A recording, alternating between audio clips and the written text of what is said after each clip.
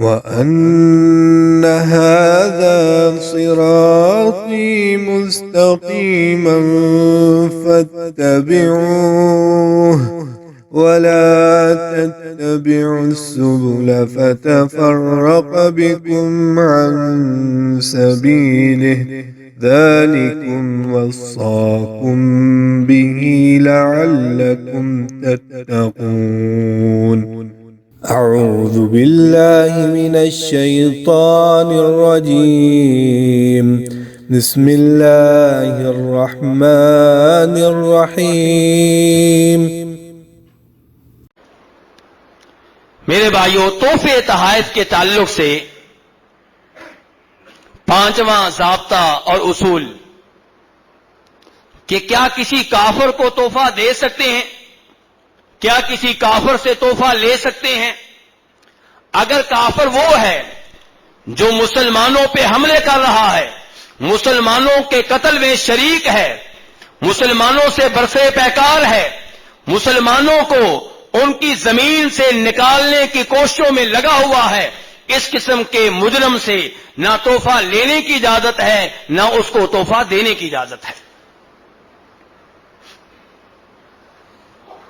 لیکن اگر کافر وہ ہو جو امن و آشتی کے ساتھ رہ رہا ہو، وہ آپ کو تحفہ دے تو کیا اس کا تحفہ قبول کر سکتے ہیں؟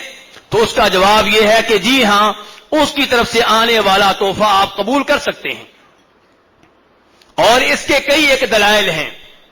پہلی دلیل، ابو الانبیاء جناب ابراہیم علیہ السلام جب سارہ کے ساتھ جا رہے تھے، اپنی بیگم سارہ کے ساتھ جا رہے تھے، تو ایک بادشاہ نے ان کا امتحان لیا، انہیں آزمائش میں مبتلا کیا، اور جب وہ آزمائش ختم ہوئی تو اس بادشاہ نے تحفہ کے طور پہ ایک لونڈی دی تھی۔ اس لونڈی کا کیا نام ہے؟ ہاجر، جس کو اردو میں ہمارے بھائی عام طور پہ ہاجرہ کہتے ہیں۔ تو یہ ہاجر جناب ابراہیم علیہ السلام کے پاس پہنچی اور انہوں نے ہدیہ کے طور پہ اسے قبول کیا۔ اور ایسے ہی ماریا قبطیہ، یہ بطور لونڈی تحفہ کے طور پہ آپ کو دی گئی، دینے والا کافر تھا۔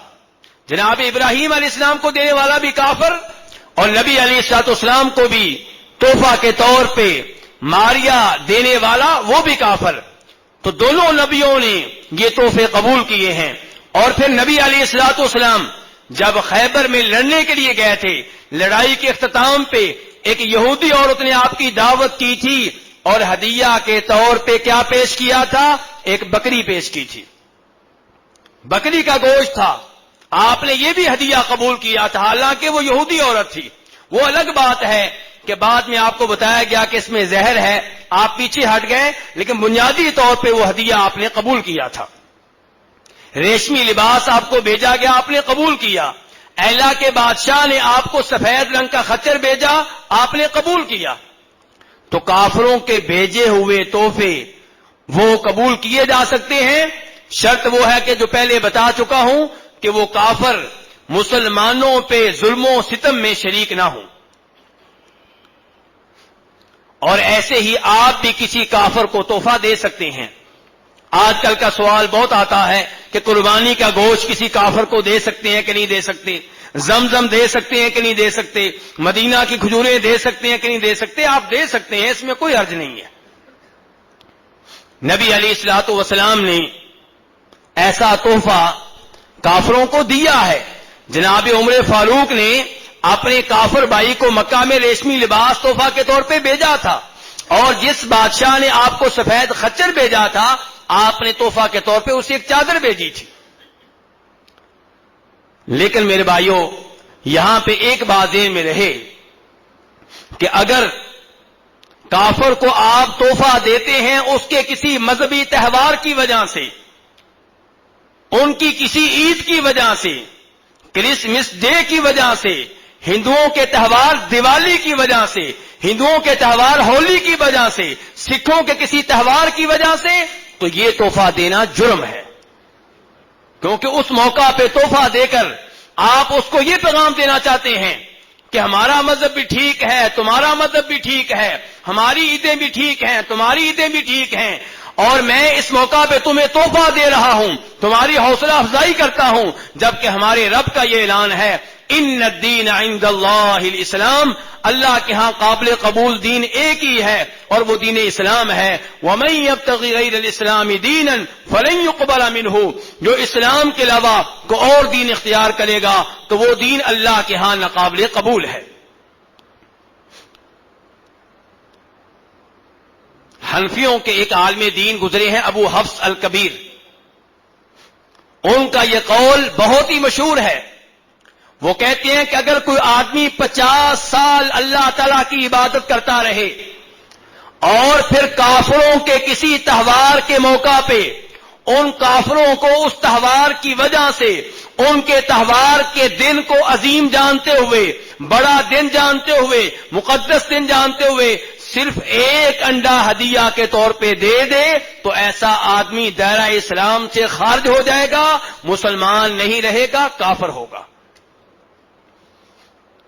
عام حالات میں تحفہ دینا اور چیز ہے، ان کے تہوار کی وجہ سے تحفہ دینا، ان کے دن کو عظیم جانتے ہوئے، ان کے دن کو مقدس جانتے ہوئے، ان کے یہ تہوار کو بڑا تہوار جانتے ہوئے، اس سے محبت کرتے ہوئے تحفہ دینا، یہ چیز آپ کو کفر تک لے جائے گی۔ اور میرے بھائیوں، کافروں کو عام حالات میں تحفہ دیتے ہوئے بھی ایک یہ بات یاد رکھنے والی ہے کہ حسن اخلاق کے طور پہ، حسن تعامل کے طور پہ ان کو تحفہ دے دینا اس میں کوئی حرج نہیں ہے، بلکہ اگر آپ یہ نیت کر لیں کہ میں اس کو تحفہ دوں گا، اس کے دل میں اسلام اور مسلمانوں کی محبت بیٹھے گی تو انشاءاللہ اس وجہ سے آپ کو ثواب ملے گا۔ لیکن کافروں کو تحفہ دینا اور چیز ہے، اور کافروں سے دلی دوستی رکھنا، دلی محبت رکھنا یہ اور چیز ہے۔ اگر آپ انہیں تحفہ دیتے ہیں اس لیے کہ دلی دوستی قائم ہو جائے، محبت قائم ہو جائے، تو میرے بھائیوں پھر یہ تحفہ دینا ثواب نہیں ہوگا بلکہ جرم ہوگا۔ اللہ تعالیٰ کیا فرماتے ہیں قرآن حکیم میں؟ یا ایھا الذین آمنوا لا تتخذوا عدوی وعدوکم اولیاء تلقون الیہم بالمودہ وقد کفروا بما جاءکم من الحق، اے ایمان والو میرے دشمنوں کو اور اپنے دشمنوں کو دوست نہ بناؤ، تم انہیں محبت کے دوستی کے پیغام بھیجتے ہو جبکہ یہ وہ مجرم ہیں جو میرے نازل کردہ قرآن کے منکر ہیں، میرے نازل کردہ قرآن کو نہیں مانتے۔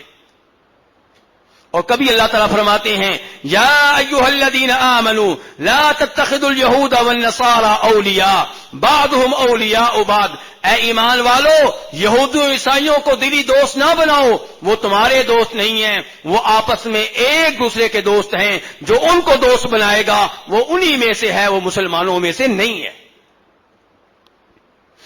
اور کبھی اللہ تعالیٰ یہ فرماتے ہیں لا تجد قوما یؤمنون باللہ والیوم الآخر یوادون من حاد اللہ ورسولہ، کہ یہ ممکن نہیں ہے کہ آپ کو کوئی ایسا آدمی ملے جو صحیح معنوں میں اللہ پہ ایمان رکھتا ہو، آخرت پہ ایمان رکھتا ہو، اور پھر وہ اللہ کے دشمنوں سے، اللہ کے رسول کے دشمنوں سے محبت رکھے، دلی دوستی رکھے، ایسا ممکن نہیں ہے، ایسا کوئی آدمی آپ کو نہیں ملے گا۔ یا وہ اللہ پہ صحیح ایمان رکھنے والا ہوگا تو کافروں سے دلی دوستی قائم نہیں کرے گا، اور اگر کافروں سے دلی دوستی قائم کرے گا تو پھر وہ اللہ پہ ایمان لانے والا نہیں ہے۔ یہ دونوں چیزیں جمع نہیں ہو سکتی۔